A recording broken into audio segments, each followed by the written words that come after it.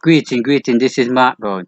We're going to be looking at how we can mute a student in Google Classroom. Yes, a student in Google Classroom. So I'm going to be guiding you through that particular process. So the first thing that you wanted to do is to bring up the internet browser. Alright, then you're going to come right here. Ensure that you're signed in. You're going to come right here, the 9 dots. You're going to click. You're going to scroll down. And this itself is the classroom. We're going to click on the classroom.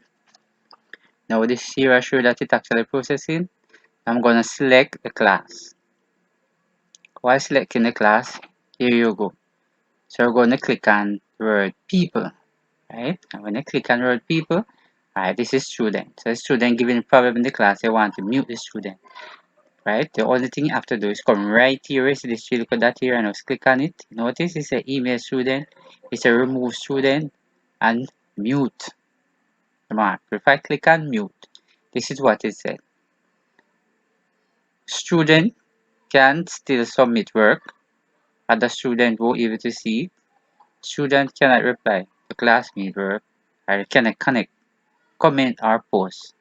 Right? So notice you have the word cancel here. I have mute. So if I click on mute, right? If you notice right here, you see this mute button, right? So therefore, the student can only submit what the student can do, no form of interaction and all of that. And if and when you decide to remove, you come right back here at the tree. Look at that.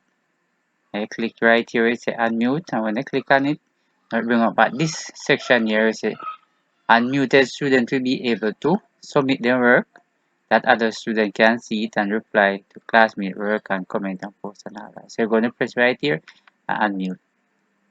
So I hope you have learned something from the short video on how to mute a student here in Google Classroom. So I hope you have learned something from this video here. So remember to share it and write a comment in the comment box on how this video has helped solve the problem.